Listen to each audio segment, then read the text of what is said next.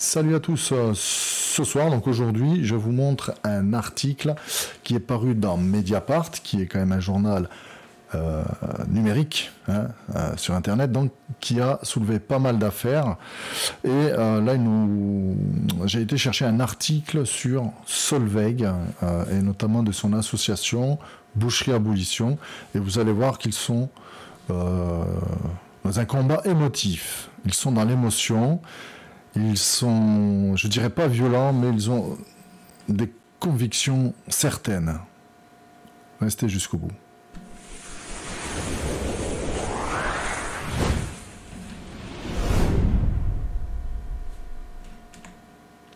Donc je vous montre ça de suite. Ça s'appelle Bullshit, l'élevage produit de la merde empoisonnée. Vous voyez que déjà, dans le titre, ils n'y vont pas de main morte. Alors je vous lis ça, vous allez voir, on va le décortiquer ensemble. Le Zoolocauste. Donc déjà, ils font des comparaisons avec l'Holocauste. Donc ça date du 9 avril 2020, il y a un an. Et déjà, ils faisaient les mêmes comparaisons un petit peu inappropriées. Peut-être que pour eux, ça l'est approprié. Donc la Zoolocauste au cours d'une telle ampleur que la puissance de sa destruction entraîne d'autres génocides de la chaîne. Intervenir sur des millions d'individus pour générer des êtres machines à manger, pour les manger est un cycle sans avenir pour les avaler et les avaleurs. Alors vous allez voir que c'est pas forcément digeste à lire, hein. C'est compliqué. Le permagénocide de l'élevage est une chaîne de destruction allant de l'assassinat en masse d'êtres doués d'émotions comme les vaches, lapins, poules, cochons, mais aussi les sapiens, donc nous-mêmes. La chaîne de production de la filière est à chacune de ces étapes un gouffre de destruction. L'élevage produit du meurtre. Son économie délétère mécanise les vivants pour créer des agonies. Donc ils sont quand même dans une violence exacerbée. Après, je peux comprendre leur combat. Moi, ceux qui suivent la chaîne savent que je suis pour la cause animale. Et évidemment, je peux être d'accord avec eux sur le fait que les animaux souffrent, que la façon dont beaucoup d'abattoirs font, puisque chaque fois que A214 va dans un abattoir filmé, c'est une horreur. Donc moi je suis prêt à entendre qu'on nous explique que tout est fait en bonne et due forme, alors qu'on nous le montre. Les végétaux génétiquement modifiés et pesticidés empoisonnent les agriculteurs, les zoonimaux libres, mais surtout le bétail à qui il est destiné. C'est vrai que tout ce qui est pesticides dans l'agriculture, on le sait maintenant, se transmet aux animaux, se transmet à l'homme, et ça devient un problème quand les lobbies empêchent le glyphosate de disparaître. C'est compliqué. D'un autre côté, je peux comprendre aussi les professionnels.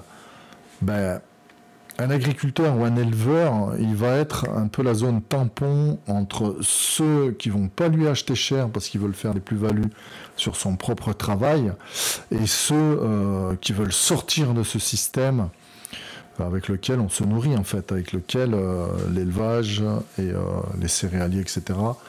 Donc tout ce qui est pesticides, tout ce qui est désherbant, etc. Il y a quelque chose à faire, mais quoi? Si vous avez des idées en commentaire, n'hésitez pas à le dire. Si vous êtes des professionnels, mettez des commentaires, apportez votre lumière, qu'on puisse en débattre. C'est vraiment intéressant et important et urgent. Donc les savants fous regroupés à l'INRA, vendus des multinationales de la Zoolocauste, de la production animale, ont supprimé donc génétiquement dans le cerveau des animaux d'élevage, ce qui correspond à la sensation de satiété. Autrement dit, tous les zoonimaux d'élevage sont rendus boulimiques génétiquement, parlant pour engraissement et pour la satisfaction du commerce et des chairs des ogres possesseurs. Quelle fatigue digestive doivent sentir nos alter-égaux traités comme des machines à manger, des digestats sur pattes. Alors c'est vrai que s'ils sont modifiés génétiquement pour avoir tout le temps faim, c'est une souffrance. Imagine que tu es tout le temps faim, que tu sois tout le temps en train de manger. Déjà ton corps il va pas supporter, mais ça a des sensations assez difficiles à vivre. Et on n'est pas obligé On n'est pas obligé de manger toujours plus gros, toujours moins cher. Moi, je préfère payer plus cher quelque chose, et je le fais. Je vais acheter ma viande plus chère ou mes fruits et légumes, là où je sais que ce sera bien fait. Ce sera entre guillemets bio, parce que bio c'est un label qui est donné, mais toi tu peux faire ton légume, tu mets aucun pesticide, rien, mais si t'as pas un cahier des charges bien précis, on dira pas c'est bio, alors que ça l'est bio. Donc les zoosclaves de l'élevage sont génétiquement mutantisés et des races robustes de leur espèce exterminée pour toujours. Les nexterminateurs eugénistes, je vous ai dit, c'est pas facile à lire, ont créé des zoonimaux mutants dont les critères de modification sont l'utilité à l'engraissement pour les zooppresseurs. Les truies des camps de torture ont tatoué sur leur corps meurtri, obésifié, le code barre qui apparaîtra sur l'emballage de la couenne du jambon. C'est vrai que vous voyez, le morceau de jambon avec le code barre, c'est ça vient de l'animal qui a été maltraité. Les AGM, animaux génétiquement modifiés, mangent des VGM, végétaux génétiquement modifiés. Et il faut savoir que quand vous mangez quelque chose qui a été génétiquement modifié, ça a des répercussions sur votre propre corps. Donc des pesticides, des hormones, des antibiotiques. Une fois que les végétaux sont passés dans le tube digestif des zoosclaves, pour engraissement, lactation ou pendaison des sapiens avalent les végétaux transformés en viande par une personne instrumentalisée comme un intermédiaire digestif. Plutôt que de manger des végétaux, l'humanimal mange quelqu'un qui mange des végétaux. Ça, c'est un peu tiré par les cheveux. Évidemment, si je mange un lapin qui a mangé des carottes, mais je ne mange pas des carottes, je mange le lapin. Par contre, quand vous mangez une volaille élevée, je dirais élevée en plein air, élevée par quelqu'un vraiment où le gallinacé a couru, s'est nourri au maïs, ça a gratté la terre, il s'est nourri avec des vers, etc. Enfin, il a tout ce qu'il faut, il a son espace, il a été bien.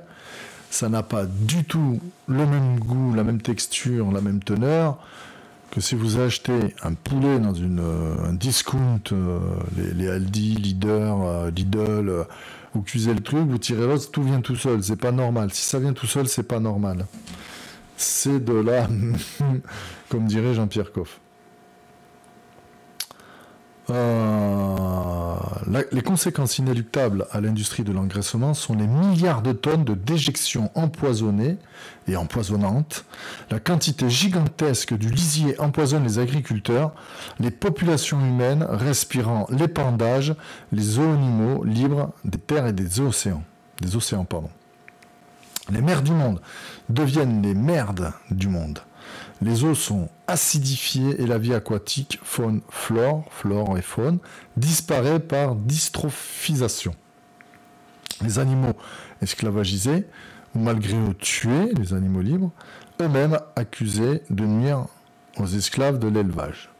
Là où je les rejoins, alors c'est vrai que l'océan, ça devient une grosse poubelle, hein. On est en train de tout tuer. Il y a 7 océans de plastique, je ferai un sujet là-dessus. 7 océans de plastique, on arrive à créer des océans de plastique. Vous savez, des baleines, des dauphins, des loutres, tout animaux qui s'échouent sur la plage, des fois ils viennent...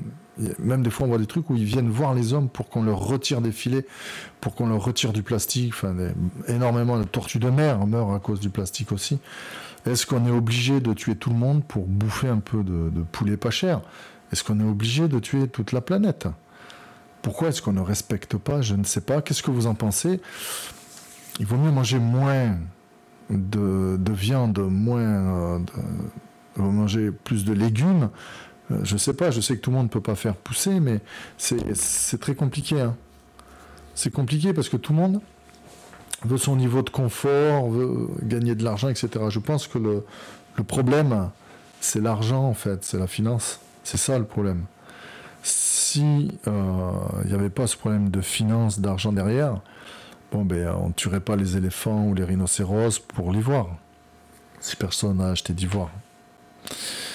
C'est ça qui est vraiment triste. L'humanocide. Alors, 70% des terres agricoles du monde sont utilisées pour faire pousser les végétaux destinés à l'alimentation boulimique des zoosclaves de chair. L'élevage est coupable d'affamer des millions d'animaux en volant les terres qui pourraient les nourrir. La production de viande est coupable de génocide affamé. Le zoocide crée l'humanocide. Ils aiment bien les contractions de mots chez Boucherie machin. Contrairement à la propagande des zoosclavagistes, l'élevage n'est pas nourricier du peuple humain. Il affame, empoisonne et génocide les peuples de toute espèce confondue. Manger de la viande, c'est donner une claque à un enfant qui a faim. Faire de la viande, c'est défaire une personne et en torturer deux. L'une par gavage et l'autre par privation de nourriture. La principale cause du réchauffement climatique, de la déforestation, la forêt étant, rappelons-le, l'habitat naturel des cochons, revient à l'élevage, c'est-à-dire au permolocauste. La condition des animaux d'élevage étant un éternel treblinka. Les zooclavagistes font plus d'argent en vendant les déjections, c'est-à-dire les merdes, la merde de leurs animaux, des esclaves, qu'en vendant le lait spolié des vaches violées, désenfantées, des veaux orphelins, désallaités. Et les subventions étatiques sont accordées si la merde à produire en quantité et les corps de cochon font carburant pour voiture. L'humain est quand même assez terrible.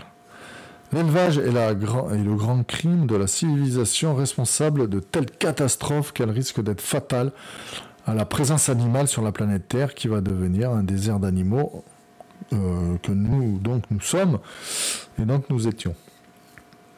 Je reviens sur le fait de la déforestation et le changement climatique. Il est vrai que l'élevage et comment on appelle ça, et l'agriculture, mais une certaine agriculture, par exemple au Brésil, etc., ils autorisent à des hectares et des hectares de forêts équatoriales disparaissent. Ils autorisent la déforestation pour faire pousser l'huile de palme, enfin les palmiers où ils vont récupérer l'huile, enfin tout un tas de cultures. Et en fait, on détruit notre habitat naturel petit à petit. Il faut rappeler que la forêt amazonienne est le poumon de la Terre. Il y a l'océan, il y a la forêt. Si on détruit les deux, qu'est-ce qui va nous rester? Pas grand-chose. Une terre acide où on va cramer avec les ultraviolets, où il n'y aura rien à manger. On continue. Stoppons l'emballement, nécrophage. Et il y aura bientôt plus de morts à avaler. Le zoocide est un écocide. Quittons maintenant la fin du monde pour sauver l'avenir. Soyons tous des lanceuses d'alerte pour l'abolition universelle de l'esclavage spéciste, la circularité du zoocide perpétuel et industriel de l'élevage nous entraîne tous et toutes dans un vortex génocidaire. Waouh, mais celui qui a écrit ça, je sais pas, il veut pas que ça soit lu, quoi, en fait. La zoophagie et autophage, à force de digérer les agonies, c'est l'agonie qui nous digère. Solveig Alloin, le 3 octobre 18, pour l'abolition de la boucherie. Alors, ce texte est dédié aux petits cochons déshydratés et morts neurologiques trouvés dans un camp de naissage. À toi l'oublié de l'oubli, petit nouveau-né, ne réagissant plus sous les tendres caresses, nous ne t'oublierons jamais. Ta mort ne sera pas oubliée, nous t'en faisons la promesse. Et par cette promesse, petit être magnifique, tout nous maintient en lutte pour la vie, en vie pour la lutte. C'est grâce à toi, petit résistant, grâce à toi, tout petit résistant. Alors c'est vrai que faut bien comprendre que c'est comme un chien, un chat, etc. Quand tu l'as devant toi et qu'un animal est maltraité, t'as qu'une envie, c'est de briser les os des gens qui font ça. Est-ce qu'il faut trouver un compromis où on puisse avoir de quoi manger de la viande, ou est-ce qu'il faut passer au végétal complet ou est-ce qu'il faut d'autres solutions? Je sais pas, dites-moi en commentaire ce que vous en pensez. Je lance le débat est ouvert. Et puis, il y aura d'autres vidéos sur ce thème-là. Bonne réflexion. À très vite. Bye.